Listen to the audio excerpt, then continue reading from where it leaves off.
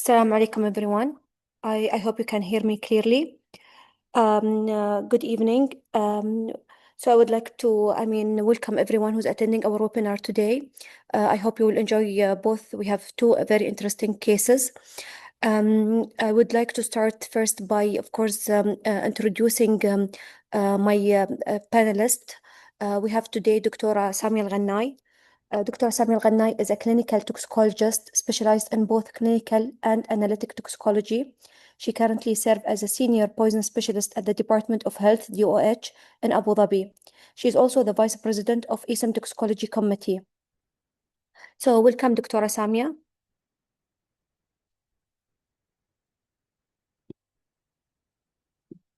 Samia, can you hear me?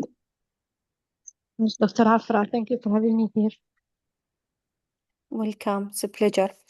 We would like to start. So for our attendees and participants, please, if you have any question, who want to participate by, you want to add on in the discussion, you can just raise your hand and then it can unmute you. And for those who would like, to participate through the message, please make sure that when you text or type anything through the message, you make sure that it is directed to everyone, not only to the panelist and host. I would like to start by welcoming our first presenter. Our first presenter is Dr. Shamma Alhajeri. She is a senior emergency medicine resident at Sheikh Khalifa Medical City, Abu Dhabi. She is dedicated to delivering high quality care and continuously advancing her skills in acute and critical care. Welcome, Dr. Shamma. Thank you, Dr. Afra, for introducing me and for this opportunity. So I'm gonna start with the first case. Can you hear me well? Yes, we can hear you. Okay. The first case is an uncontrolled cascade of disaster. So we have a patient presented. Can we go to the next slide? Okay. So in Ramadan this year, after Iftar, a 30-year-old male, after enjoying a meal with his family, developed diarrhea and vomiting, which kept worsening. EMS were called. Upon arrival to the patient, he was awake and alert at that time. They took the patient to our emergency department. Upon arrival to the emergency department, he was unconscious. In the emergency department, you will see in the next slide, his vitals, his temperature was 36.8, which is normal. His respiratory rate was 44, which is tachypneic. Systolic blood pressure the initial one was measured 150. O2 sats were not measured, but according to the files, he was hypoxic. And his heart rate was 166. On the primary assessment for this patient in the emergency department, his airway was filled with secretions and he's not maintaining the airway. And he was having difficulty breathing, hypoxia and tachypnea, respiratory distress, basically. Circulation-wise, he was tachycardic and hypertensive. And from GCS point of view, his GCS was 8. In the next slide, the physical examination, as mentioned earlier, he had a low GCS, unconscious. His skin was diaphoretic. On the open eye examination, he had meiosis. He was tachycardic and was in severe respiratory distress with decreased air entry bilateral in both lungs. GI, nothing was significant. So we can now, in the next slide, discuss the differential diagnosis. If anyone wants to add on, tell us their thoughts. What could be happening with this patient? So you can share your thoughts through the message, through the chat. Someone said anaphylaxis, resent intoxication. Okay. Scromboid poisoning. Good. Okay, interesting. Good. This is good. It's a process of thought. What else it could be?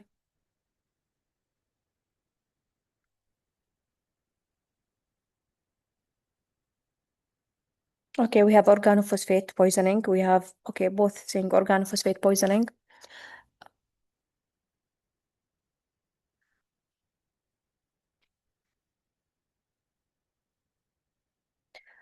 Okay, so at this point, like, I mean, Dr.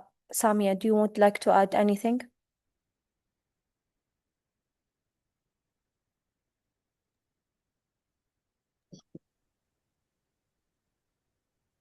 At this point, yeah, let us check if you have any answers in the chat. So Interesting, we have like ricin intoxication, scromboloid, organophosphate, I mean, this was the differential, and anaphylaxis as well. Also, we have to broaden our differential, like think of other medical stuff, pulmonary edema, heart failure, other stuff that you can think of causing respiratory failure. Good, heart failure and edema, good, Shamma. Okay, so we will continue. Shamma? Okay, so moving to the next slide. There were some investigations ordered for this patient in the emergency department. They were all unremarkable. And the next slide shows you the ECG. Should I interpret it or anyone wants to have a chance? A Give go. 2 seconds to our attendees to think. Do you think there's any significant things to look at or to highlight in this ECG? Okay, you can interpret the ECG, Shamma. So the ECG shows sinus tachycardia. There's nothing significant to look at otherwise. There is no QT prolongation or widening QRS as well. You can Yeah. see. Yes, good. Yeah. So further history, upon like asking the family and the family and the friends, a day prior to this event, the patient told his friend that he was not willing to live anymore. He's giving up on life basically, and when this event happened to the patient, he confessed to his family that he ingested dicidol, 60% EC. It's an insecticide. So a good point to highlight: this patient is also a farmer who recently joined the UAE. Anyone knows what's dicidol, the ingredients, perhaps, or have encountered some ingestion of dicidol? Excellent. So we have here Dr. Camelia. She's saying this organophosphate,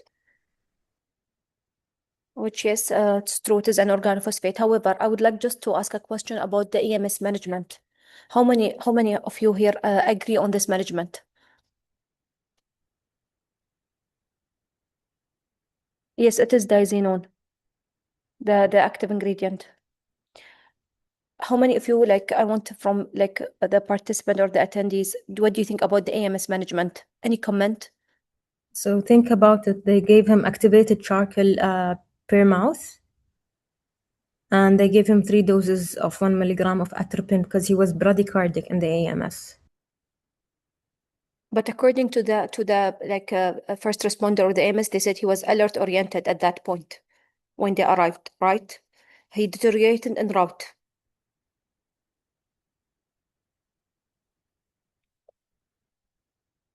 Good. So airway protection first, I agree. But I think at that point he didn't require when on the scene. But I think in the way to the emergency, he started to deteriorate rapidly. We have here 2 milligram atropine should to pump to be given before aging. Okay, excellent. Process of thinking. He is not conscious for activated charcoal. Okay, charcoal not recommended. Good. So charcoal is actually, I would say, not recommended at all. It is not part of managing organophosphate. It will not bind, and the absorption of organophosphate, it happens very rapidly. Unfortunately, that actually there's no time for charcoal to act. One thing, the other things, organophosphate by itself will cause vomiting. So that put the patient on a higher risk of aspiration. So yes, activated charcoal was not indicated for this patient. I agree. Okay, so I feel like, I mean, most of the people are like literally going through the full management of the organophosphate. Let's keep in mind that this is EMS. Special still not like arrived to the hospital. So now we can carry on with the case, Shamma. Okay. So yeah, on the next slide, in the ER, what they did when they received this patient, an unconscious patient having respiratory failure, they sedated him, rapid sequence induction. They gave him midazolam, rocuronium. They performed an endotracheal intubation. First thing they gave atropine 2 milligram and pralidoxime 2 grams, and they admitted this patient to the ICU. You can see in the next slide, anyone wants to look at the chest X-ray. This is after intubation. Anything you want to highlight? We discussed about it earlier.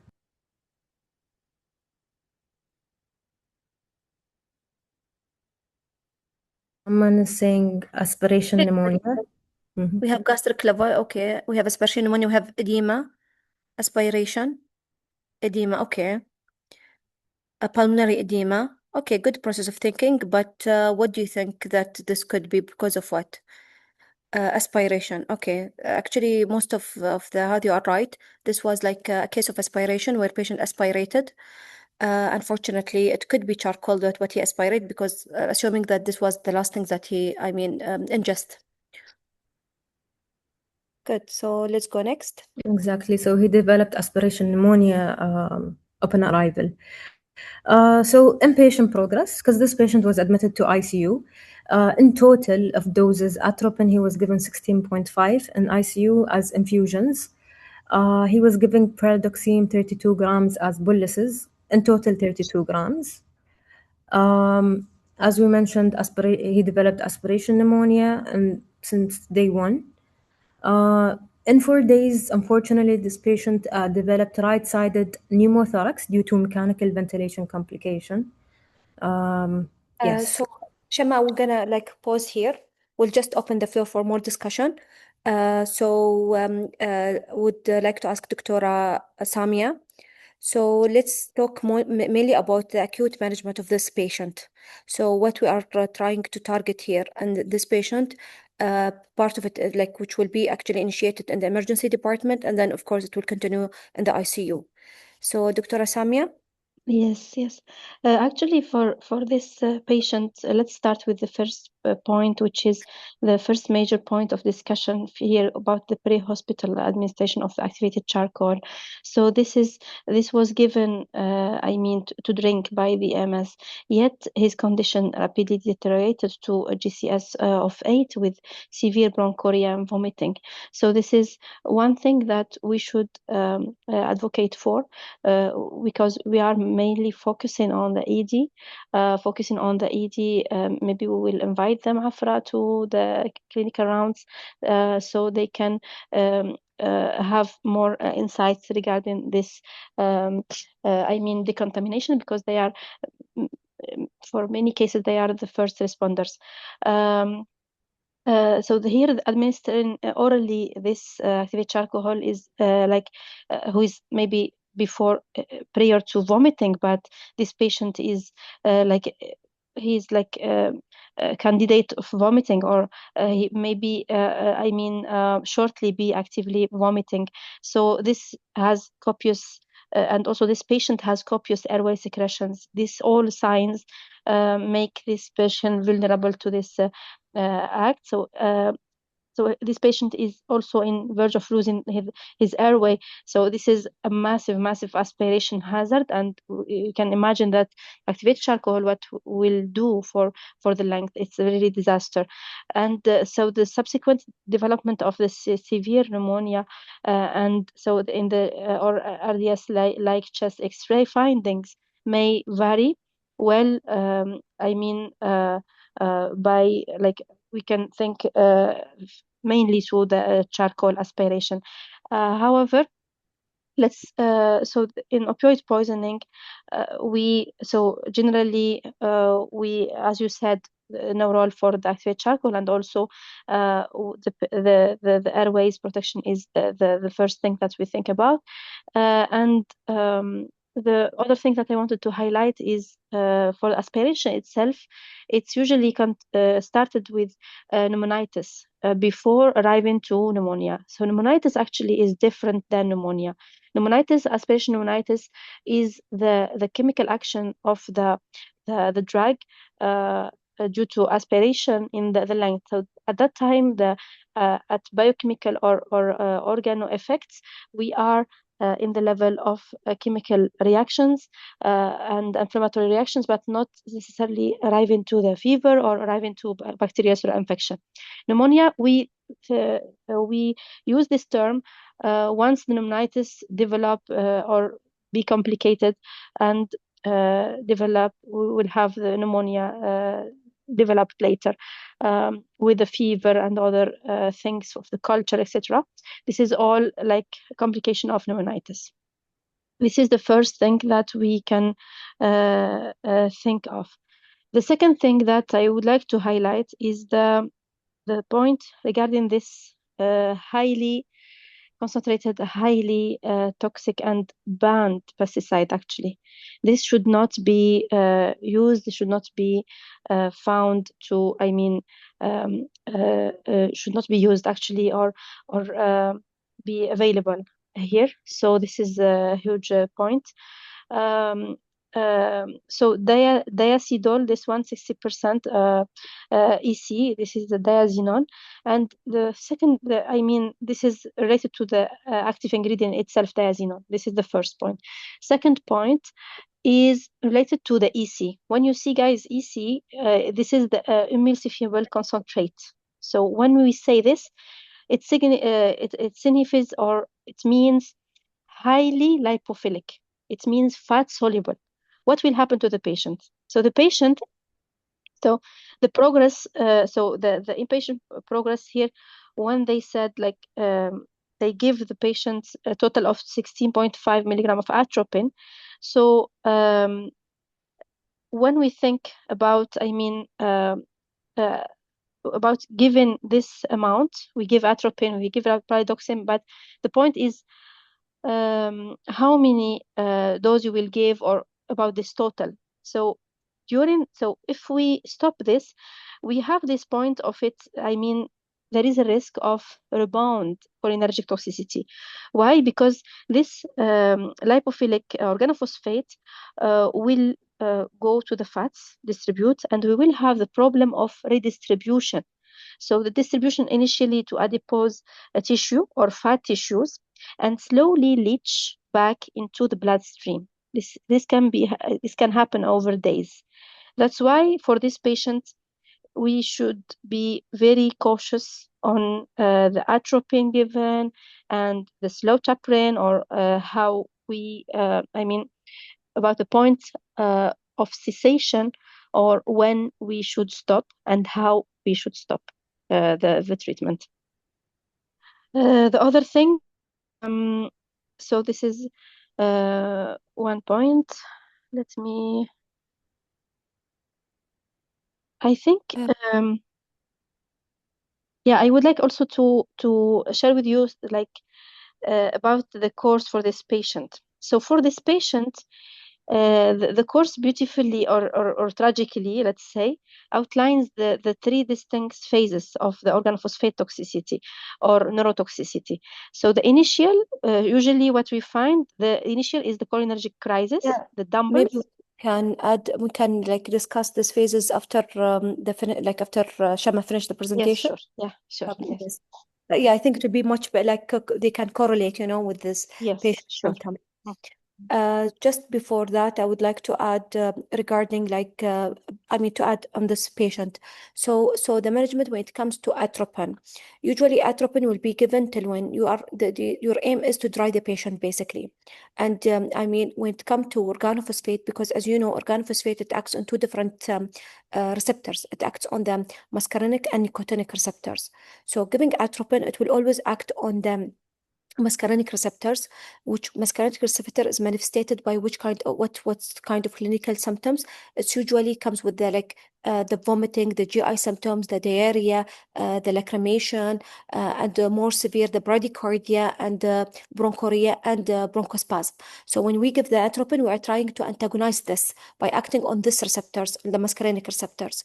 And atropine aims is basically you want to dry the patient. So to dry the patient, we're actually decrease the secretion of the patient. This is one thing.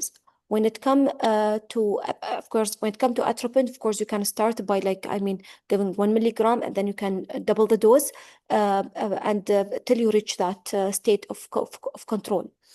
When it comes to the pralidoxime, so there is two different, way or method of administrating it. It could be through boluses, or it could be through initiating boluses and then giving it as infusion. And usually the bolus will be like 1 to 2 gram as a bolus, and then it can be repeated after 1 hour.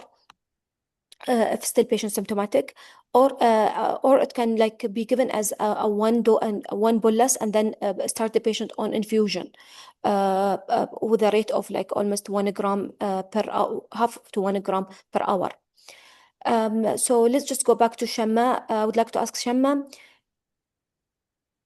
how was this patient? How did he receive the pralidoxime, and for how long? As a time period. Okay, for the pralidoxime, he received it as boluses, TID. The period was less than a week. I couldn't, my system was not working well just now, so I couldn't check how many days, but it was less than a week when I was with him. Okay. For the atropine, a good point that Dr. Samia highlighted. So this patient initially, halfway through the atropine infusions, they stopped it. They titrated it down. They stopped it. Then he developed diarrhea, diaphoresis, and increased secretions basically. So he developed this rebound phenomena. Interesting, excellent. The other things I would like, just to answer the question on the chat, we have here how much pralidoxime should be given in a total. So basically, there's a maximum single dose is actually 2 grams. It should not exceed 2 grams as a single dose. As a total, there's no a limit for that. It depends on the patient and clinically if he's responding or not. However, pralidoxime it acts the best when it is given as early as possible. Okay, so going back to the xenobiotic, which was the xenobiotic, which it is. Sorry, let's go back to the diazinon. Diazinon, the organism. Yes, diazinon. So diazinon, yes, going back to that. So it is very important to understand that organophosphate, it's actually divided in multiple groups depending on its chemical structure. So we have the diethyl group and dimethyl group. When it comes to the dimethyl group, usually aging happens in a rapid or short half-life, in a short time, like a short duration. The half-life of aging in the dimethyl group is actually around 3 hours. However, on the other hand, in our xenobiotic drug, or substance, it's considered a diethyl group, and basically it tends to have longer aging duration, which it takes longer time for aging to happen. So giving the medication, if it was given adequately enough and continuously, I would say the effect should be or the outcome should be much better. Because it actually the half-life is around 30 to 33, and sometimes it can last more than that, 33 hours, I have a question. Is there any indication to when to stop the pralidoxime? Improvement. Patient is improving. This is this is the indication. And Patient neurology symptoms is resolving. So what are the symptoms that you will be looking for usually? You will be looking for symptoms such as nicotinic symptoms, the nicotinic things that affect the nicotinic manifestation. What are these? These are the best way, to memorize it is it is what we say is Monday, Tuesday, Wednesday, Thursday, Friday. So Monday for meiosis, Tuesday for they have a tremor and hypertension. Monday, Tuesday. Okay, Wednesday is weaknesses, which it is manifested by the paralysis. And then we have Wednesday, Monday, Tuesday, Wednesday, Thursday. Okay, I need Thursday. Okay, actually Thursday is the the hypertension, and then you have the last things is F for fasciculation. So usually these are the manifestation. So Yeah, and the point, yes. go ahead, The- Samir. So we Yeah, have and the point of slow tapering of atropine is really, really important. Why? Because while you are doing that, you are like slowly doing that, you are preventing the rebounding symptoms, and you are also observing. If you have any increased secretion, you will know that no, I should continue with the atropine. So the slowing, the tapering period is also for you an observation, and it's also testing that if you should stop or no. This is important because clinical improvement, despite your slowing down the dose, is proof that the patient is improving. Also, you need to have like to confirm that there is an evidence of atropinization, complete atropinization. So we need to have the clear chest auscultation. You need to have the dry axilla, which is really, really important to confirm that the patient is dry. So the pupils no longer pinpoint. You need to have like the heart rate, blood pressure adequate. You need to have like, this is like to confirm that the patient is like atropinization is when you have this atropinization achieved, and then when you slow down, you will not lose this criteria. So it is your proof that you can stop that. Regarding the oxime, actually, there is different recommendations, ranging like mainly it's around 24 hours after the being asymptomatic, totally asymptomatic, during 24 hours. This is like a condition because for some organophosphate substances, you can find, for example, they say you can confirm during, for example, 8 hours or after the last dose, but ideally you confirm that no symptoms during like the 24 hours. This is the condition that you can stop. So the approach of 8 hours, it's mainly is to stop the infusion. So 8 hours is for the normal organophosphate, but for the highly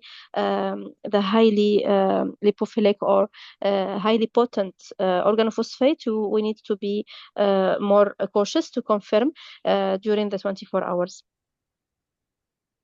excellent, Samia. Just to keep up on time, we are going to proceed with the case. Okay. So in this case, unfortunately, pralidoxime was stopped prematurely, and the patient still has generalized weakness till today, since Ramadan. So on day 18 of admission, they tried to wean down the ventilation and sedation of this patient, which is after they stopped the atropine and pralidoxime. He developed excessive diaphoresis, diarrhea, and he had hyperactive bowel sounds. They extubated him. The trial failed, unfortunately, and he was reintubated the next day. Day 19, he was placed on a tracheostomy to avoid complications of endotracheal tube. And then a neurology was consulted for review before the neurology. So in the next slide, an MRI was done for this patient on day 15 to check on brain activity, brain injury. It was within normal limits, the MRI. On day 19, a nerve conduction study was done because of the generalized weakness. It showed there's primary axonal sensory motor neuropathy affecting bilateral lower extremities. This is let's say this is a complication of organophosphate when I read about it. Yes. Yeah, unfortunately. The other evidence is not related to organophosphate. Neurology was consulted after these results. They assessed the patient fully from neurological aspect. All reflexes were absent. Eye movement was within normal limit. Face was symmetrical. Unfortunately, he was still having tremors and he had bilateral upper limbs weakness of 4 and bilateral lower limbs power of 2. And this is like a week after stopping pralidoxime. By the way, this is of the neuropathies that can happen post organophosphate ingestion, and usually it affects the lower extremities more than the upper, which he actually manifested, unfortunately. Yes, Shamma, you can carry on. Yes, and their impression was that basically what he's having is generally this general weakness is secondary to organophosphate toxicity. Going to the next slide. Today, I checked on his file. He's still inpatient. He still has the weakness, and he's going through rehabilitation. He is awake. His GCS is 12, and following commands, he is off sedation. He still has a trach on. Requiring 5 liters of oxygen, and he's still on NG feed, unable to eat by himself. And yeah, that's how he is now. Good. Thank you so much, Dr. Shamma. Thank you for the great case, great presentation. I'm going just to pause for I'm going just to pause for 1 minute, allowing just, for any question or maybe any, comment by Dr. Samia before we move on to our next presenter. So we're just gonna give it for 1 minute. Yes, just I will share the things that we have the 3 distinct phases. The initial one that you talk about, which is the dumbbells, and the second, which is the intermediate syndrome, which happens between 24 to 96 hours post ingestion. This is mainly about the proximal muscle weakness, neck flexion weakness, and cranial nerve palsy. This is the patient's initial inability to wean from the ventilator strongly suggests this EMS. And the third phase, which is the delayed neuropathy, can develop 2 to 3 weeks later, and the slide showing the nerve conduction study with the length-dependent primary axonal sensory motor neuropathy affecting bilateral lower extremities.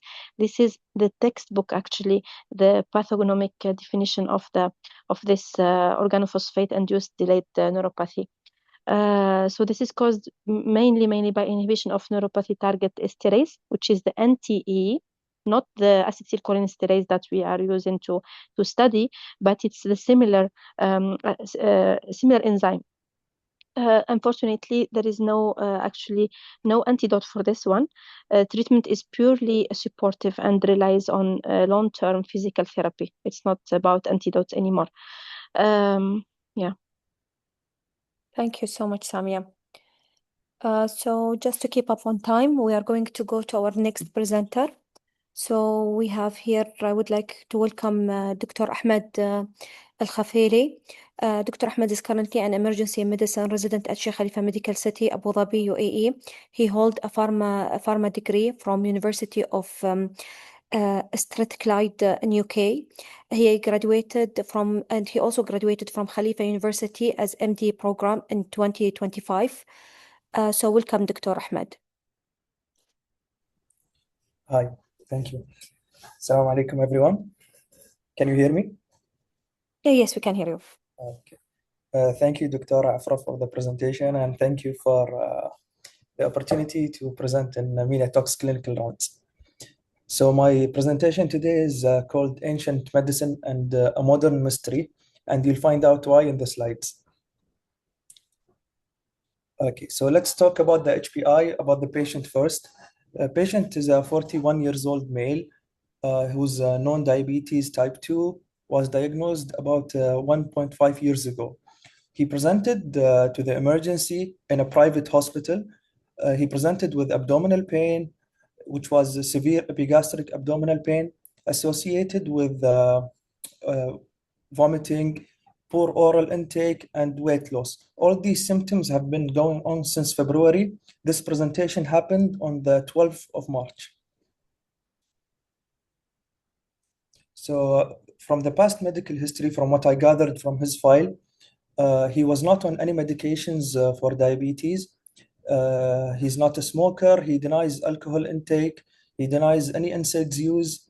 He denies any trauma to the abdomen, and he denies previous surgeries. Since this patient was seen in a private hospital in Dubai, we don't have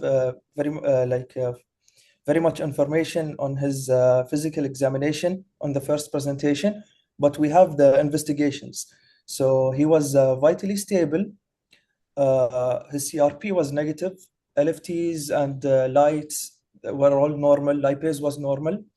But from the CBC, we can see that he presented with a hemoglobin of 7, which is microcytic in nature. So he was managed in the private hospital. He was admitted, but there was no definite diagnosis for his abdominal pain. They were just giving him pain medications for pain management. He didn't receive any transfusions. They deemed hemoglobin 7 to be okay and to be managed in outpatient. And he was discharged after 4 to 5 days in hospital stay. So after his discharge, he came 5 days later again to the same hospital, same emergency. He complained of persisting abdominal pain, which was 8 out of 10. Again, epigastric in nature, severe pain associated with bilious vomiting. This time he was admitted to the ICU. He was admitted to the ICU because his CBC showed persistent anemia. His hemoglobin dropped to 6 from 7 last week. And then peripheral smear showed this picture. Anyone knows what this is called, the peripheral smear? Anyone would like to comment? Microcytic anemia. He had microcytic anemia.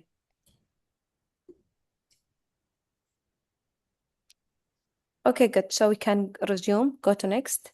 Okay. So the thought when he was admitted to the ICU that he probably had either like a GI problem, either a GI bleed or a surgical abdomen. So he was heavily investigated for that, but the abdominal ultrasound was normal. He underwent an upper GI endoscopy, which also was normal, and his CT angio abdomen was negative for any findings. Good. So we'll pause here. So Dr. Ahmed, just give us a brief summary about the entire case, about the patient. Yeah. So this is a 41 years old male, diabetes type 2, who's not on any medication. He came to the emergency department twice with the same complaint, severe abdominal pain, epigastric in nature, associated with vomiting, poor oral intake, and weight loss. All these symptoms have been going on for about more than 2 weeks now. He denies any NSAID use, denies any alcohol intake. He's not a smoker. His bloods show hemoglobin, which was sent for peripheral smear, which came back positive for basophilic splitting.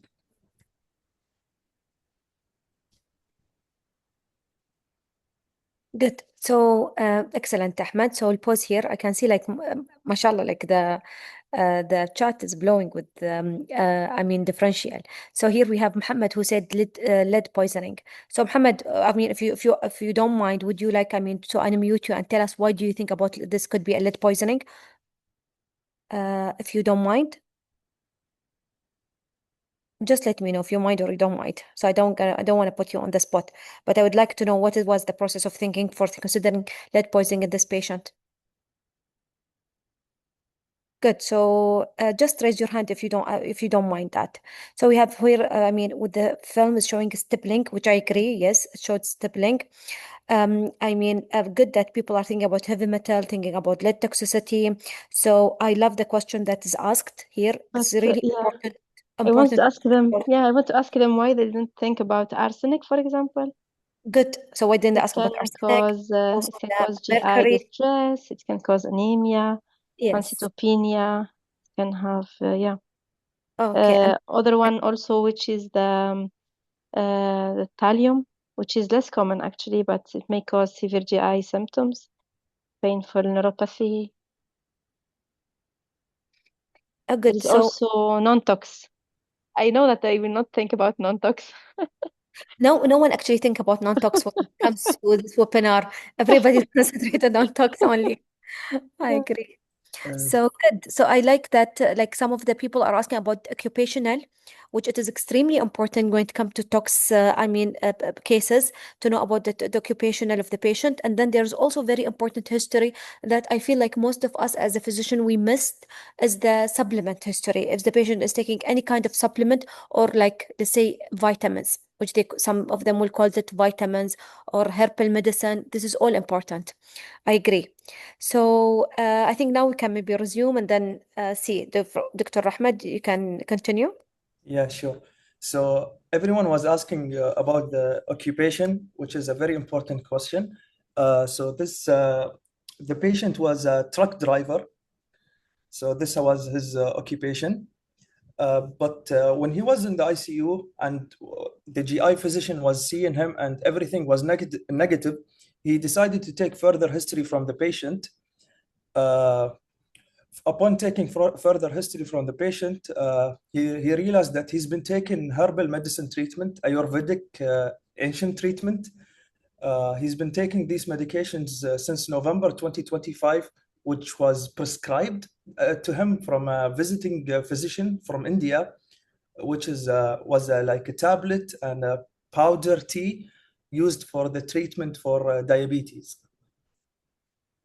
So he was trying to, get himself treated instead of using like oral hypoglycemic medication, he was taking this tea and tablets, assuming that it will cure him from the diabetes.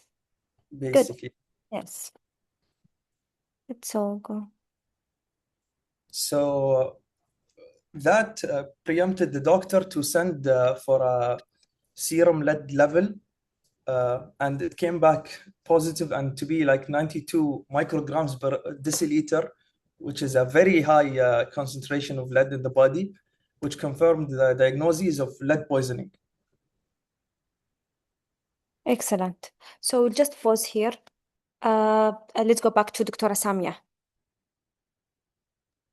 So Dr. Samia she asked a very important question. She said, why some of you did not think about other other metal like poisoning, such as arsenic, mercury, thallium, other. Why most of you like thought about lead?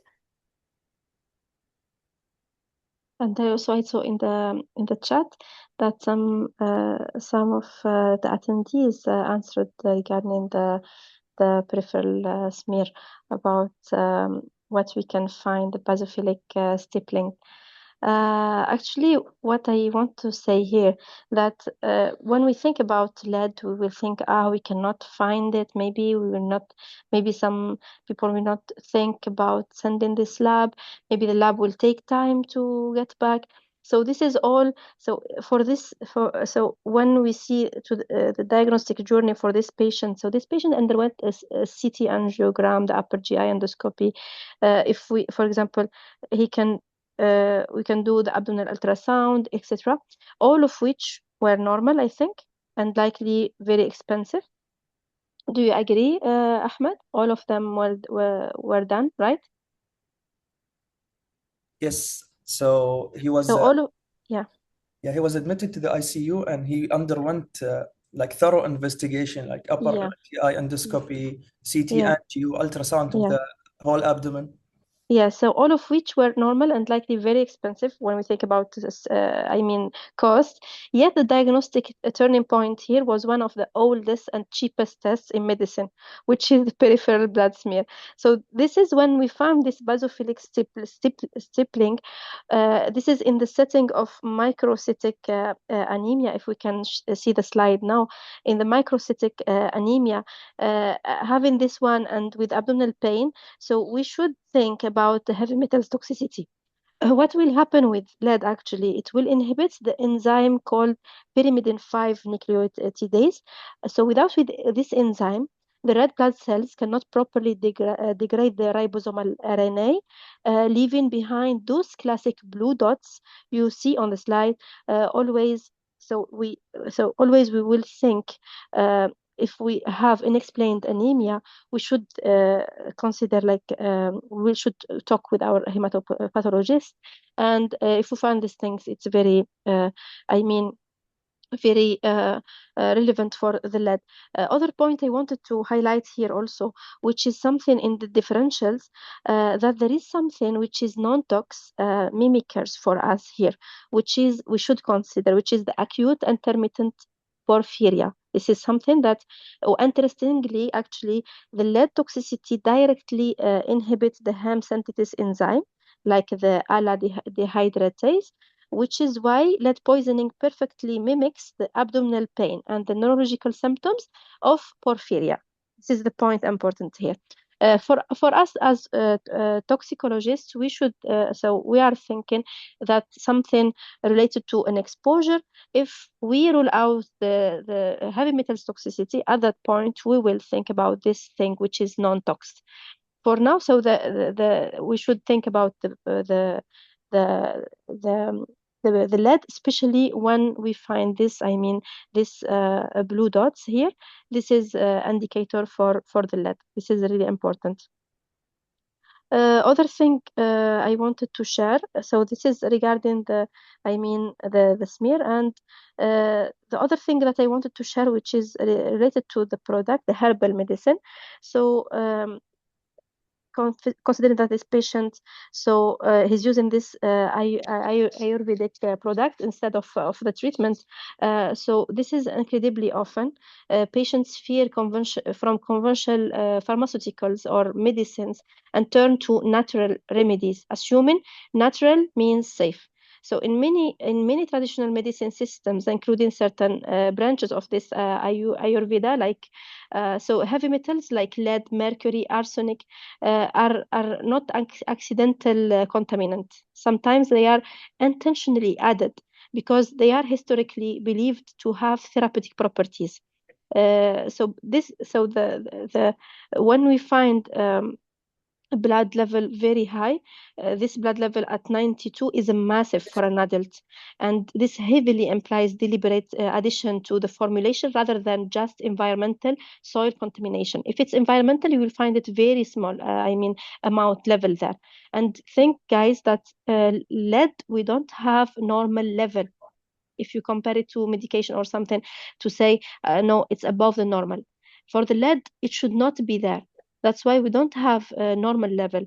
And so what we have only like levels that we calculate, considering like populations. And there is actually a current study here in Abu Dhabi to consider that. But in other countries, there is already studies that they considered, statistically calculation to have which is like statistically a level in normal people, like considering if it's population, general population, or occupational population.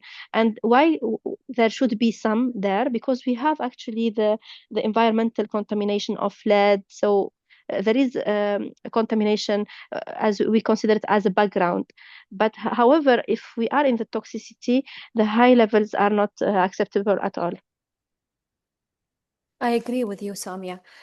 However, there is like, although like lead has no physiological or biological, role in our body, but like according to CDC and, for example, WHO, what is acceptable to some extent is like, I would say for adult to be less than 5 microgram per deciliter, which it is basically is not like because it has any biological effect. It's just because like we don't have really a pure, because we could, or let's say we could have like some kind of contamination through our food or our source of water that leading to that level to be there actually, which would consider acceptable to some extent. Like we'll say that it will not really affect the health, and for children, what's acceptable is up to 3.5 basically microgram per deciliter.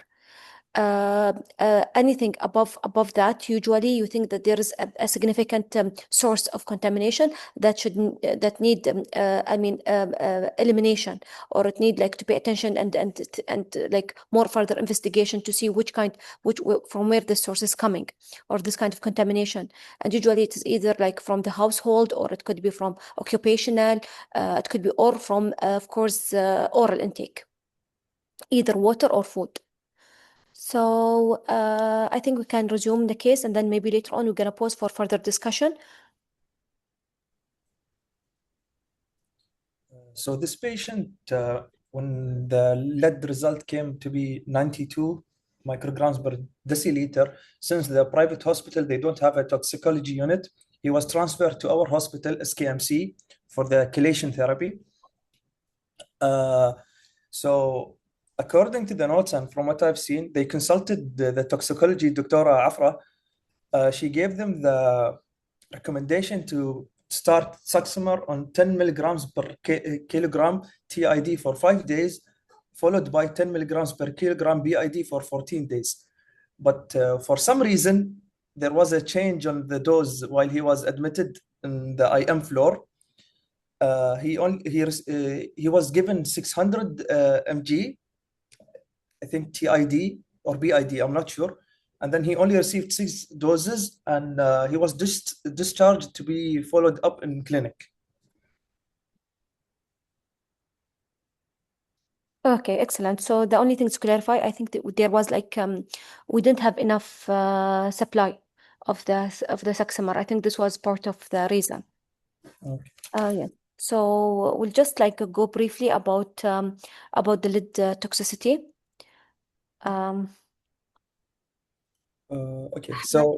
Sorry. So basically, lead is kind of exists around us in a few settings. It exists in the water pipes. Sometimes it emitted from industrial, like fuel, industrial buildings. There is like in the past, there used to be like paint that contains lead. I'm not sure if it's still there or not. And also like lead containing food, which is sometimes is in the like foil tins, ceramic, and as we mentioned, traditional and herbal treatments.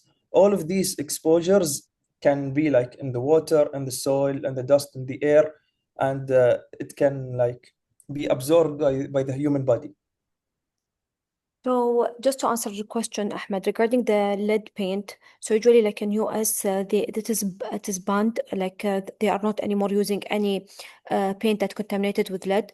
I wouldn't say I wouldn't say it's like contaminated. Like it is on purpose. It used to be like manufactured with the lead, you know. But I'm not sure about our market here in the Gulf, or in Middle East, or even in UAE specifically, if we have that kind of paint or not. I mean, maybe Samia, do you have any idea of what type of our paint here in UAE? Yes, also here in UAE, it's without lead here in UAE. Okay, good. Yeah, also here. Yeah, I see a question in the chat about the X-rays. I would like only to say that when we say X-rays show the radio opaque, I mean in the gut, this is a classic for acute ingestion, but this is if there is a foreign body, for example, containing metal that is ingested, but it's maybe absent when we have the subacute and chronic exposures, because already the patient took it already, and it's accumulating and available in the blood and having many compartments. Consider also that this 92 is around 1% of what's the body already like stored from what we take. This is really important. So this is not something that it's different than having ingestion of a foreign body of metal. Yes, I agree with you, Samia, because this is like a chronic on top of subacute as well. So actually, like, I mean, maybe it wasn't very clear from the history, but the patient was actually consuming this herbals for around almost 4 months. And the things is that even when he started to improve in patient in the first admission, he went home and he resumed taking the medication again, you know, and then he deteriorated again and had and required another admission to the hospital. So that's why, like, I mean, X-ray at this point, it has no role. But however, it should be considered an acute ingestion, but it would gonna direct. So it does not rule out. It will only confirm that there is some radio opaque in the X-ray. But it like not having a radio opaque, it will not rule out lead toxicity or overdose. Good. So here about the lead line on gum, he didn't have that. Clinical exam, he didn't have that. So let's go carry on, Ahmed. Yeah, of course. So this graph shows us the concentration of lead in the body, in the blood, and the symptoms that come with it. So usually, like if you guys remember, our patient had 92, and if you see from this graph, above 80, you usually get encephalopathy, but he was very lucky not to get encephalopathy. He only got the abdominal symptoms, and And anemia. Yeah. the anemia. Yeah. So he was really lucky. I mean, he didn't develop any encephalopathy, no neurological symptoms, no seizure, nothing. He just developed like the GI symptoms, which was persistent, and the microcytic anemia. Mhm.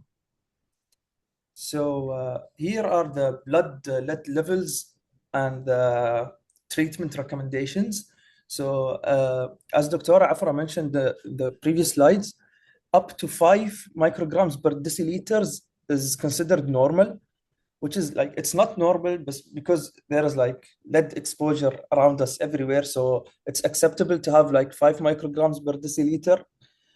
Above that, you start considering like being away from the exposing agent, and then usually you start treatment above 40 if symptomatic adult. Good. Excellent. Okay, so Dr. Samia, do you would like to add anything? Yes, I would like to just add some points regarding, for example, the lead colic. We name it lead colic, which is like the spasmodic contractions of intestinal smooth muscles. This is this is what we call the lead colic. This is for the patient that is having like he had the pain 8/10 and epigastric and with various vomiting. Regarding the other point, which is like the fact to have the hemoglobin drop at 7 to 6 during the admission without any bleeding or something, highlight this profound hemolytic and hem synthesis effects of the lead. Other thing I would like to highlight, which is the succimer choice. This is perfect because with this level we are approaching the threshold where we start worrying about encephalopathy, while the IV therapies are reserved for encephalopathic patients or level more than 100. It's reasonable to or the standard of care to use the oral succimer for 90 days course for this patient. So other thing I would like to share is regarding mainly the I mean the possible sources for this patient. So first of all, for any heavy metals or for this lead, the first thing that we should do is for the intervention, why we ask for the sources or what the person is taking, because removal from the source is the first treatment for these heavy metals. Compared to the chelation, the removal is the first thing that we think about. Chelation is also informed, needed after confirmation with the level for sure. But the third thing that I will think about it is to confirm that this product itself contains the lead. This is also very important because maybe he's taking other thing that we didn't discover yet containing lead. So this is important. So testing this product, there is many like entities here in UAE doing this testing. So when we test this product, we will confirm the source of lead. If it's not this product exactly, we should think about other source. In other countries or in my experience before, there is even like other like cause of poisoning. Some like people put in intentionally for others, and this other, I mean, circumstance that the physician should think about if he, rule out this source, first source detected. Excellent, Samia. Thank you so much, Dr. Ahmed. Thank you for this great presentation and great case. But I mean, would like just maybe we'll have like 1 minute if anyone would like, I mean, to have any questions, we would like to answer, to ask any question, just share it in the chat.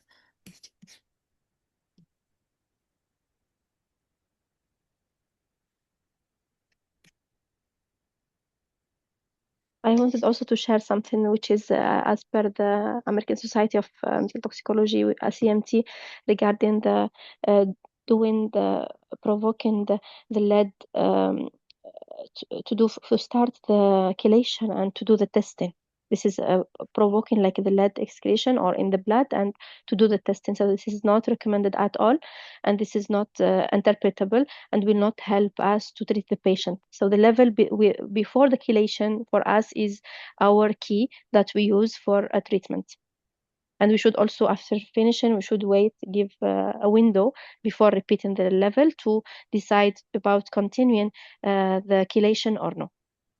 Good. So Samia, In what 1 week to 2 weeks recommendation? window. 1 to 2 weeks after finishing the chelation, you mean? Yes, yes. In that Excellent. time, yeah.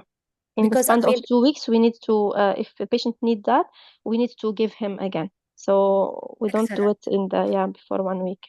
So the thing is that why we don't do it like after earlier than that, because usually what you expect when you do distillation, you expect that there will be a rise of the lead level in the blood because of the chelation things. So that's why I mean doing it during the therapy or immediately after like finishing the therapy or the course, there is no point basically. That's why you need at least to wait and then reassess and then consider if you need to repeat the dose, repeat the chelation or not. Of course, this has been said. This is like apply only when the patient is stable but requiring chelation, and the patient is, I mean, not in encephalopathy, let's say. How and the other side, like when the patient is encephalopathy, of course, he will need a more like aggressive type of treatment other than Saxamer. He will require, like for example, an IM or IV medication, such as dimercaprol or like for example as ADTA. So this will be our choice, and of course there is other type of chelation that depend. I mean, which area and where, like which area or which country and which guideline or recommendation you follow. Yeah, actually, it is like a very simple like explanation when we say why it's not recommended, because the level that you saw, guys, in the table before, which is 5, 19, 100, etc.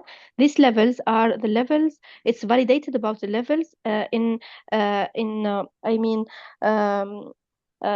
levels like before chelation. If we do chelation, we are no longer in that table. We are in another condition, which is when we give actually the chelator, what will happen? We will have elimination of the lead contained in the bloodstream there, and then the bones and other organs, they will we will have the distribution, and we will have more lead distributed in the blood, and we will have this raise. So this raise will not help us clinically, or will not help us in the decision about treatment. That's why we use only the lead before chelation, the lead level, the blood lead level. It's the blood. Always we do it in the blood, actually. And it's a whole blood, not the serum, because we have like we have compartment the inside the hemocytes or the blood cells. We have the blood there. That's why the lead inside. That's why we do the whole blood for the testing the lead. Excellent. Thank you, Dr. Samia. Thank you for our presenter. I need to wrap up the session for today. Thank you for Dr. Shamma. Thank you, Dr. Ahmed, for both great presentation, great cases. Thank you, Dr. Samia, for the great discussion. And I would like also to thank all our attendees. Thank you for joining us today. And I hope to see you like in our upcoming the Poison Hour by ESAM, which will be actually, if I'm not mistaken, let me just check the date. It will be on 30th. 30th, on 30 yes. April. Yeah, 30th April. Midday, yes, at 12. Yes, and I hope you Yes. also can join us also in next month MENATOX Clinical Rounds. It will be on the 12th of May. We're actually basically will be doing our clinical toxicology competition, which was actually cases, very interesting cases presented at MENATOX conference Riyadh. So we'll have them. We'll invite them to come and present this time in our clinical rounds. So thank you everyone, and till we meet inshallah next month. Thank you so much, Dr. Afra. Thank you so much, Dr. Ahmed, Dr. Shamma, for the great presentations. See you inshallah soon. Thank you, Dr. Thank you, everyone. Afra and Dr. Samia. Thank you so much. Thank you all. Thank you. Bye.